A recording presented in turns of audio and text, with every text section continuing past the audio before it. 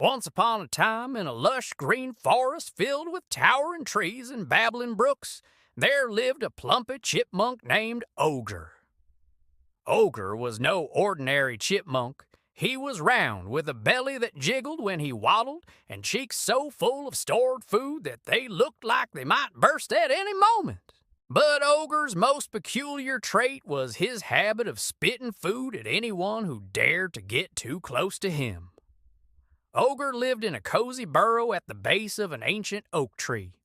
He spent his days foraging for nuts, berries, and seeds, which he stuffed into his cheeks with remarkable efficiency.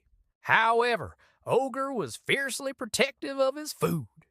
He believed that everyone in the forest was out to steal his precious stash, and he had developed a unique defense mechanism to keep intruders at bay: food spitting. One sunny morning, Oger was out gathering acorns when he heard a rustling in the bushes. He froze, his beady eyes scanning the area. Out popped a curious rabbit named Lila, who had heard about the plumpy chipmunk and wanted to make friends.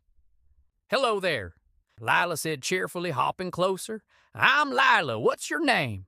Oger's cheeks bulged as he glared at her. "Stay back," he warned, his voice muffled by the acorns in his mouth. But Lila, undeterred, took another hop forward. "I just wanted to say hi. You look like you could use a friend." Before she could take another step, Oger let out a loud patooey and spat a shower of acorn bits right at her. Lila yelped and jumped back, her fur now dotted with chewed-up acorn pieces.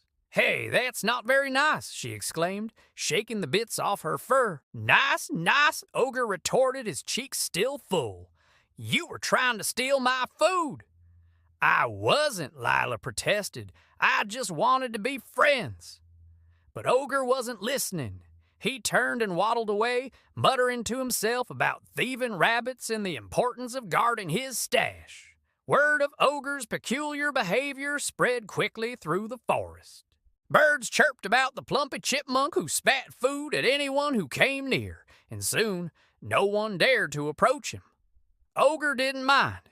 In fact, he was quite pleased. He could now forage in peace without worrying about anyone trying to take his food. But as the days turned into weeks, Oger began to feel a strange emptiness in his chest. He had all the food he could ever want, but he had no one to share it with. No one to talk to, no one to laugh with. He tried to ignore the feeling, stuffing more food into his cheeks, but it only grew stronger. One day, as Oger was munching on a particularly juicy berry, he heard a soft sniffle coming from nearby. He peeked out from behind a bush and saw a small trembling hedgehog named Pip. Pip had gotten his paw stuck in a tangle of vines and was struggling to free himself. Oger hesitated. He didn't want to get too close. What if Pip tried to steal his food? But the sight of the little hedgehog in distress tugged at something deep inside him. Slowly, cautiously, Oger waddled over. "Need some help?" he asked, his voice still muffled by the berry in his mouth. Pip looked up, his eyes wide with surprise. "Yes, please," he stammered. Oger set down his berry and began gnawing at the vines with his sharp teeth. It took a few minutes, but soon Pip's paw was free. "Thank you," Pip said, rubbing his paw. "I thought I was stuck there forever." Oger nodded, picking up his berry again. "Just don't get too close, okay?" I warned. Pip tilted his head. "Why not?" "Because I spit food at people who get too close," Oger admitted, his cheeks turning a little red. Pip blinked. "Oh, well, that's different. But why do you do that?" Oger sighed. "Because I thought everyone was out to steal my food, but now, I don't know. I guess I just got used to being alone." Pip smiled. "You don't have to be alone. I could be your friend, and I promise I won't steal your food." Oger looked at Pip, then at the berry in his paw. For the first time in a long time, he felt a warmth in his chest that had nothing to do with food. Slowly he held out the berry to Pip. "Here," he said, "you can have this one."